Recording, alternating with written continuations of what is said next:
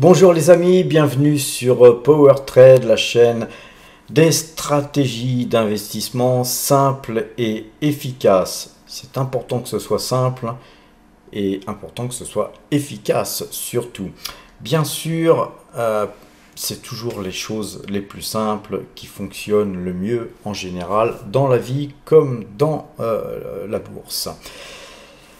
J'aimerais vous rappeler que le premier truc important quand on commence à investir et qu'on n'a pas même investi, pourquoi pas, c'est de se fixer des objectifs. Ça sert à rien de partir comme ça, tête baissée, et de ne pas savoir où vous allez. D'abord, prenez une feuille, faites-vous un petit plan de travail, des objectifs, voilà, je suis là, je voudrais aller là, est-ce que c'est possible? Ne vous fixez pas non plus des objectifs complètement irréalisables, mais des objectifs lointains, moyen terme et puis aussi court terme. C'est important aussi d'avoir des objectifs plus court terme, parce que souvent après les objectifs long terme, vous avez tendance à les perdre de vue et puis vous allez oublier vos objectifs. Donc l'importance, c'est de vous les remémoriser souvent et puis de voir si vos objectifs court terme sont atteints et puis de passer ensuite à un nouvel objectif et ainsi de suite. Alors pour ça, il faut être méthodique, donc il faut une méthode. Donc moi je vous donne tous les soirs ma façon de travailler, ce que j'ai acheté, ce que j'ai vendu, etc. Je vous dis souvent, la plupart du temps, pourquoi je le fais.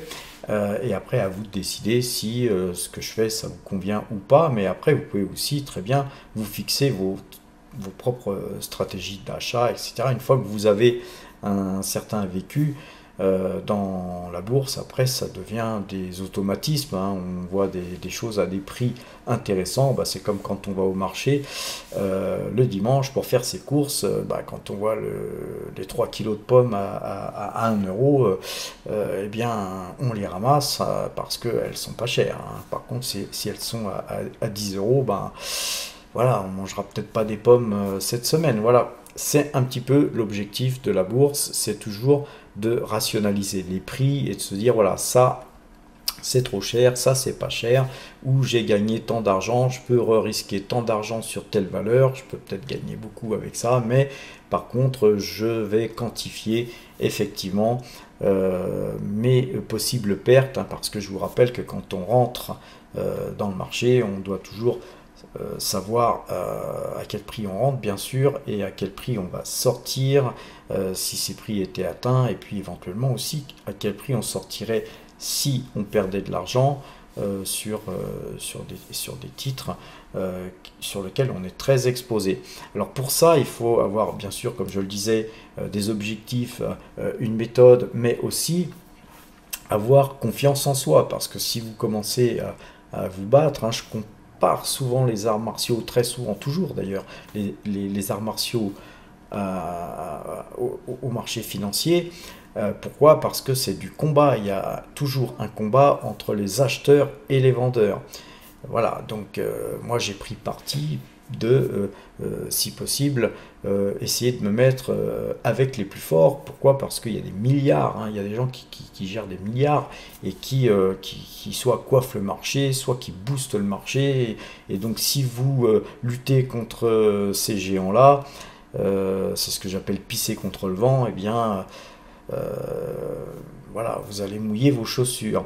Donc il vous faut de la motivation et un bon état d'esprit. Si vous n'avez pas un bon état d'esprit, si vous n'êtes pas bien dans votre tête, arrêtez tout, c'est pas la peine.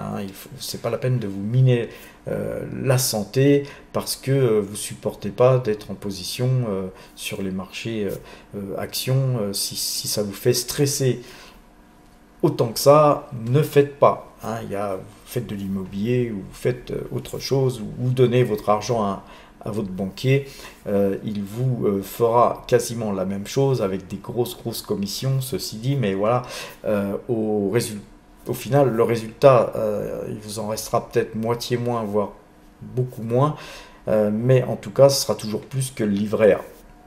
Alors, pour ça, quand on va aussi sur les marchés financiers, il faut aussi donc du courage, puisque effectivement, sur ce genre d'investissement, tout du moins dans l'esprit des gens, on peut perdre de l'argent. Moi, je vous garantis que sur du long terme, si vous diversifiez, si vous investissez sur des bonnes valeurs et que vous savez vendre plus ou moins quand vous avez des bons bénéfices pour réinvestir ailleurs et faire des réallocations d'actifs, vous allez forcément gagner de l'argent et même beaucoup d'argent, beaucoup plus que vous pouvez ne l'imaginer.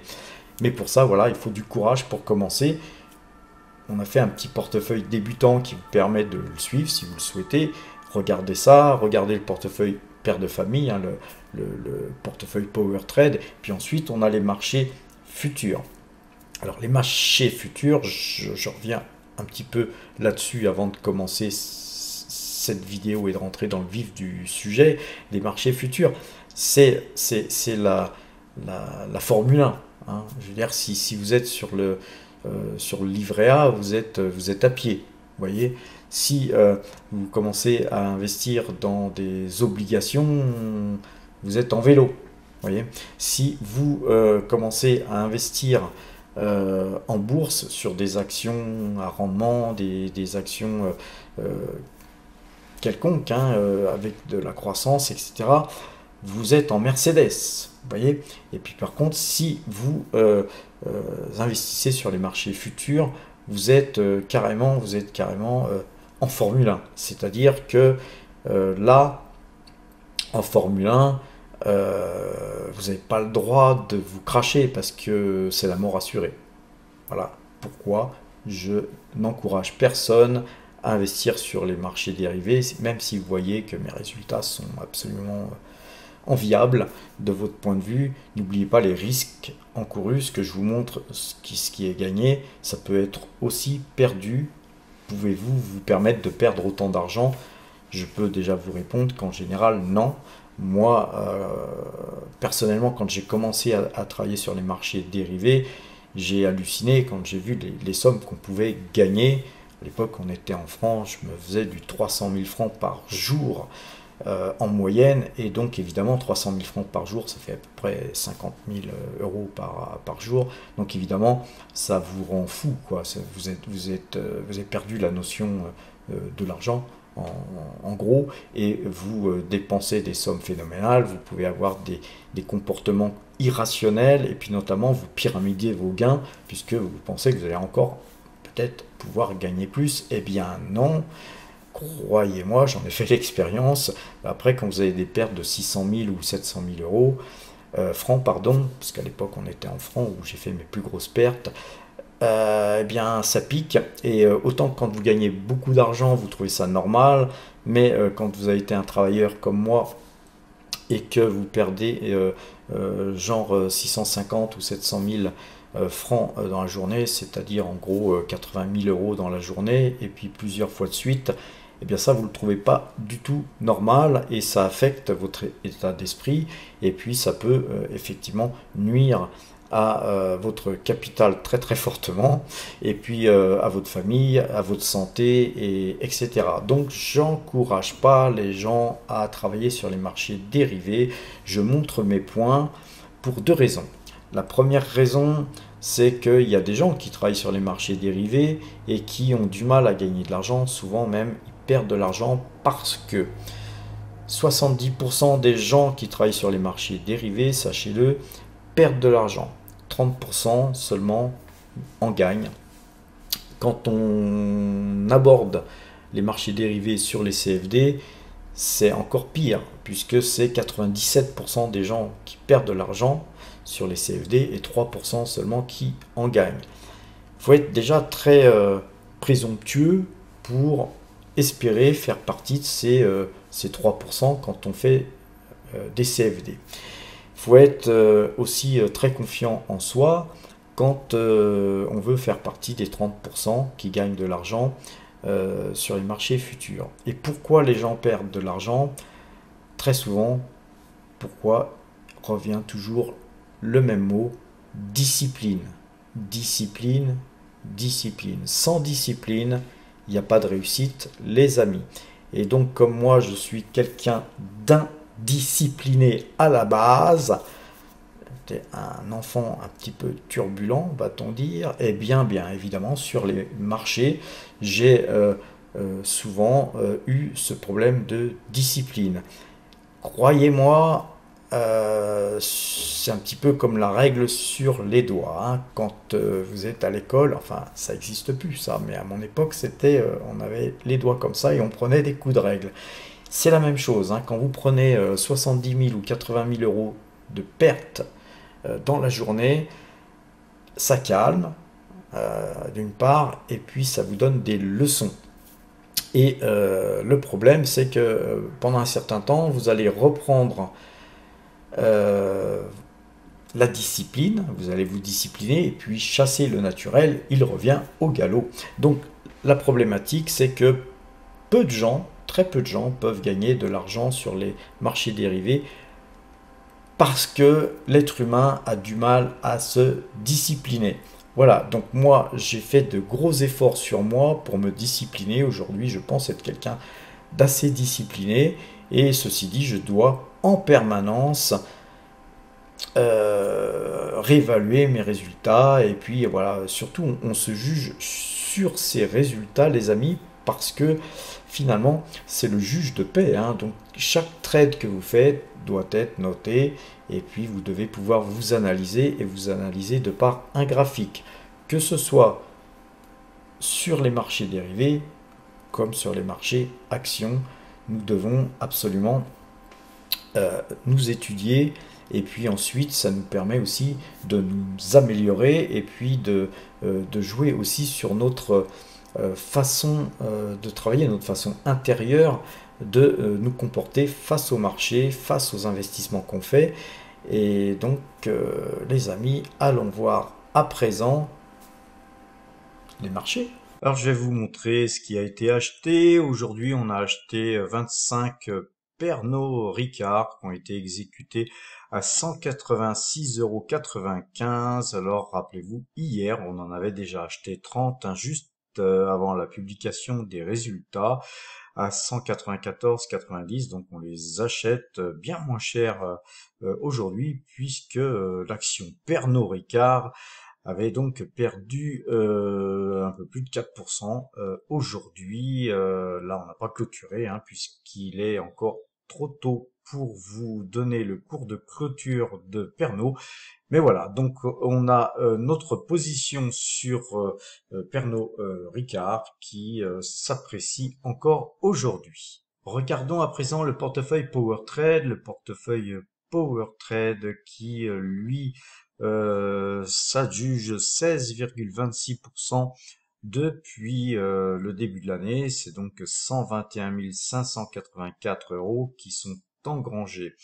Alors aujourd'hui, c'était Pernod Ricard, hein, qui a donc été l'objet de toute notre attention, puisque nous avions des chiffres qui étaient publiés. Moi, je les ai trouvés très raisonnablement bons, et donc j'en profite pour passer à un peu plus de 1% d'allocation d'actifs sur Pernod Ricard. Alors, hein, comme vous le savez, sur ce genre de valeur, nous sommes sur du long terme, du très long terme, hein, puisque moi je suis plutôt axé sur les dividendes. Et puis après, effectivement, quand il y a des plus-values à prendre parce qu'il y a eu un beau mouvement pour une raison ou pour une autre, et puis que ce mouvement en une semaine, 2 semaines, voire plusieurs mois, est beaucoup plus important à prendre que ce que nous donneraient les dividendes, effectivement, eh bien, on prend et on s'en va. Donc pour l'instant, donc ce qui est en blanc, hein, c'est ce qui a bougé, hein, comme d'habitude.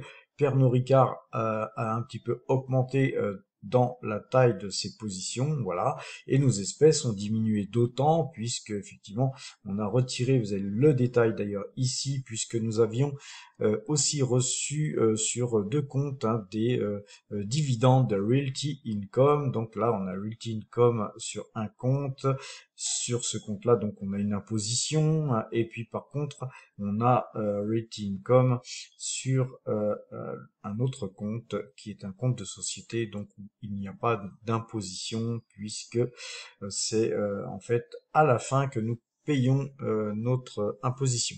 Alors globalement, ce portefeuille se porte bien, hein, dirais-je, bien qu'aujourd'hui, hein, le CAC 40, il végète, hein, là il est 13h42 pour l'instant. Voilà, je vous fais cette vidéo en plusieurs parties, hein, de façon à essayer de poster cette vidéo plus tôt quand je peux. Voilà, donc ce portefeuille évoluera bien sûr jusqu'à la fin de cette séance, mais comme je vous le donne tous les soirs, hein, il n'y a pas mort d'homme à ce qu'il y ait quelques 0, et quelques pourcents qui changent sur une valeur ou sur une autre, ou même sur le total. Alors à présent, regardons un petit peu le portefeuille débutant. On a peut-être pu commencer par ça. Voilà, ce portefeuille débutant, là, voilà, il s'adjuge 86,46% depuis le début de l'année.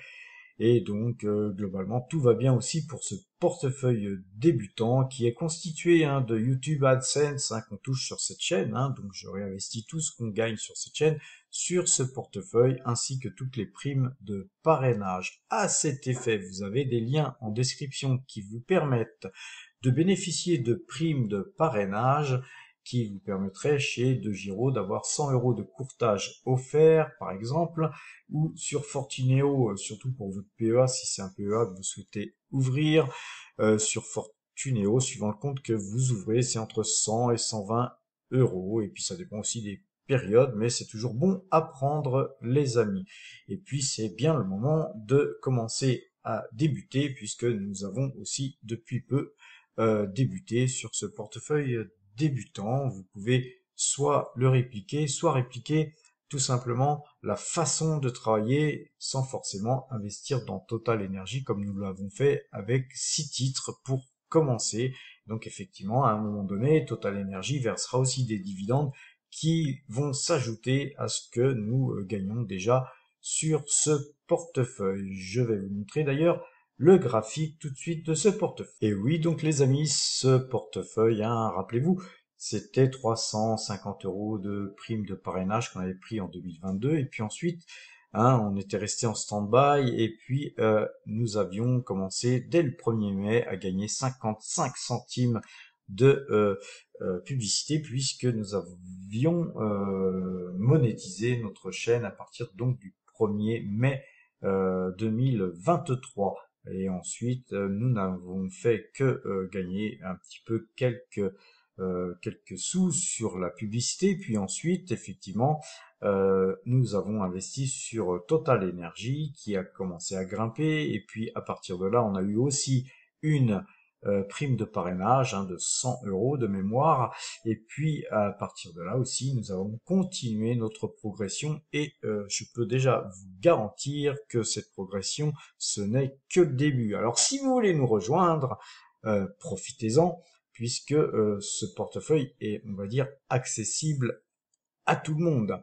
Voilà les amis, donc avant de passer à l'analyse des marchés futurs, regardons un petit peu aussi le graphique, hein, qui est parti de 0 en 1980 et aujourd'hui, 44 ans après, nous sommes à un peu plus d'1 million d'euros, hein, puisque nous avons dépassé de 25 252 € ce million depuis, rappelez-vous, la vidéo où je vous avais dit que le million, hein, c'était le million, et bien on y était arrivé, hein, vous voyez, et puis ensuite on s'était rebanané, puisque effectivement Total Energy avait baissé, et puis effectivement à partir du moment où le pétrole baissait, on était dans une phase où la baisse du pétrole était relativement importante, eh bien on a fait un drawdown, et puis voilà, nous avons eu un point bas ici, et puis voilà, nous avons recassé globalement notre point haut du million, et c'est très bien parce que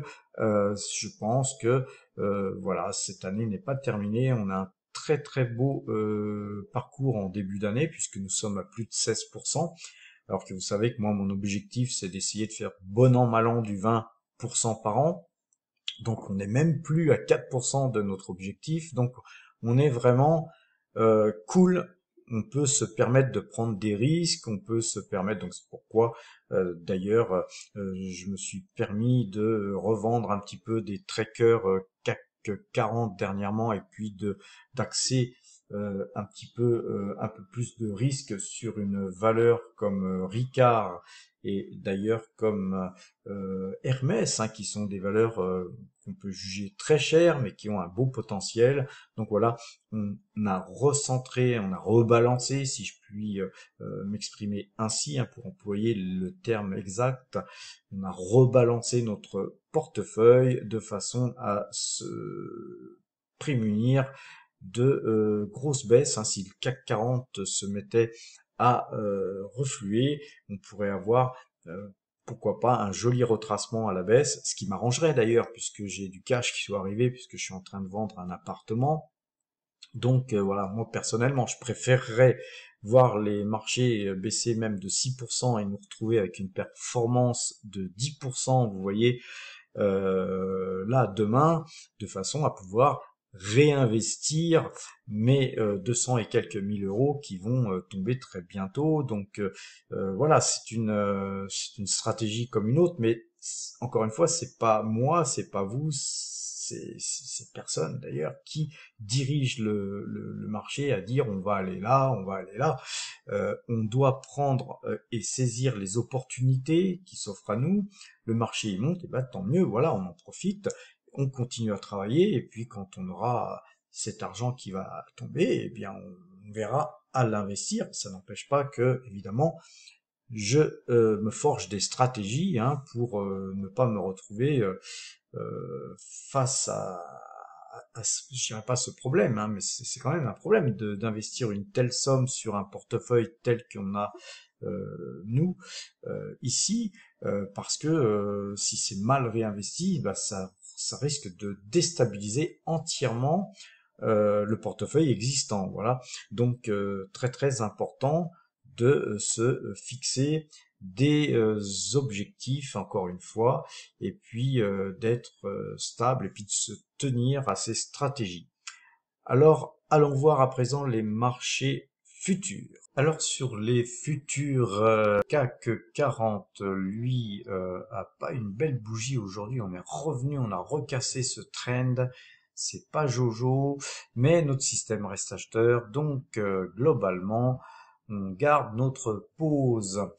Et donc le CAC 40 repasserait vendeur si 7302,90 points étaient touchés demain. Le DAX, quant à lui, lui aussi était un petit peu à la peine, mais c'est quand même une bougie beaucoup plus sympathique que sur le CAC 40. Voilà, donc on reste acheteur sur le DAX qui repasserait vendeur demain si 15 846 points étaient touchés. Le S&P 500, quant à lui, eh bien, il est beaucoup mieux orienté puisqu'il reste à la hausse, hein. On fait une troisième quasiment sortie de Bollinger aujourd'hui, hein, si on clôturait sur les plus hauts. Mais là, en fait, on s'est reflué, hein, juste sur la bande Bollinger. Faut attendre la clôture. Là, il est 20h38. On a encore le temps de voir. En tout cas, ça serait quand même pas mal pour notre contrat CAC 40 en pause que le marché américain tire vers le haut, sans quoi, et bien évidemment, nous risquions de repasser vendeur demain. Alors, concernant Total Energy, hein, donc on est vraiment en train d'essayer d'attaquer ce trend là, ce trend bleu qui coiffe les cours. On a très légèrement cassé aujourd'hui, mais voilà, on n'est pas resté du tout en dehors de ce trend, donc on est revenu dans ce triangle en fait, hein, puisque maintenant ce range, hein, qui était là devient un triangle ici en fait, hein, et donc on peut considérer que cette figure est un triangle. Donc globalement, eh bien rien de plus qu'hier, hein, sauf que il y a quand même eu une tentative et c'est très bien. Les cours de l'euro-dollar, hein, les cours de l'euro-dollar sont toujours orientés à la hausse d'après le parabolique SAR. Néanmoins, la bougie d'aujourd'hui, bien qu'elle soit de couleur verte, ne m'inspire pas confiance. Bien, écoutez, voilà, on reste toujours en pause acheteuse, hein. comme nos paraboliques SAR nous le préconisent. Alors, belle journée hein, de hausse sur le Brent. Hein, je vous rappelle qu'on est toujours acheteur sur le Brent. Hein, la moyenne 2 jours, 12 jours, puisque nous travaillons le Brent avec la moyenne 2 jours, 12 jours paramétrée à la clôture, est toujours acheteuse. Alors les amis, c'est l'heure du pouce bleu. S'il vous plaît, un petit pouce bleu. Bien sûr, on s'abonne si on n'est pas abonné. Et puis, eh bien, on partage avec les amis. Pas être égoïste. Alors, passons au compteur à pépette. À présent, le compteur à pépette nous fait gagner 77 points sur le trade en cours, hein, sur le CAC 40. Je vous rappelle qu'on est à 10 € le point, donc c'est un trade qui nous fait quand même gagner 770 € pour l'instant. Globalement, nous gagnons 2587 points sur cet indice depuis le 1er juin 2022, hein, toujours à 10 € le point. Ça fait quand même plus de 25 000 € d'engrangés depuis cette période. Pour ce faire, nous avons gagné 42 fois et perdu 40 fois. Sur le DAX, hein, sur le trade en cours, c'est 219 points qui sont donc gagnés. Et puis, donc, depuis que nous traitons le DAX, hein, c'est 3660 points d'engrangés. 3660 points multipliés par 25 € le point, puisque nous sommes à 25 € le point sur le DAX, ça nous fait quand même 91 500 € d'engrangés depuis cette date. Alors, pour ce faire, nous avons traité 28 fois gagnant et 24 fois perdant. Quant au S&P 500 qui se traite lui à 10 € le point, c'est 87 points qui sont engrangés sur le trade en cours et au total nous gagnons 675 points depuis que nous traitons cet indice avec 23 gains pour 24 pertes.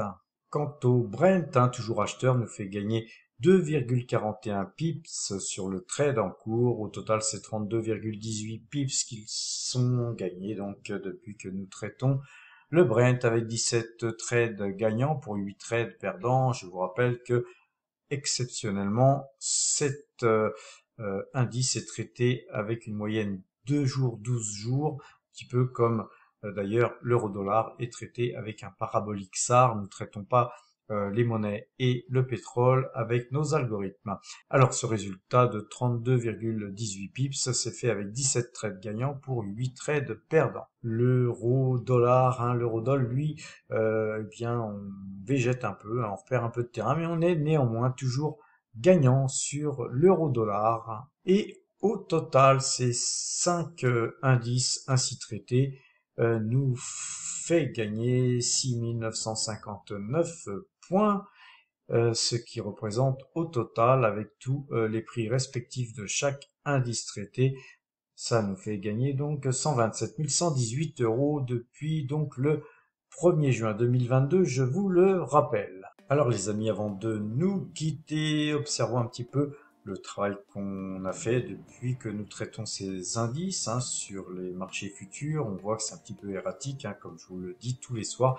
Mais là, en fait, on tient bien, on reste dans le range, que d'ailleurs, je vais un petit peu agrandir, tant qu'à faire, de façon à ce que vous puissiez mieux voir. Voilà, donc on est dans ce range, hein, entre le haut et le bas de ce range. Nous sommes en plein milieu à peu près. Tout va donc bien, voilà, on latéralise, c'est un petit peu lancinant, mais globalement, on a un beau graphique, il ne faut pas se plaindre, hein, ça fait quand même plus de 120 000 € d'engranger, hein, il faut savoir parfois souffrir un petit peu pour voilà, pouvoir afficher de tels résultats. Je vous encourage quand même à la plus grande prudence, les amis sur les marchés futurs surtout. Je vous souhaite une bonne fin de soirée, portez-vous bien et à demain.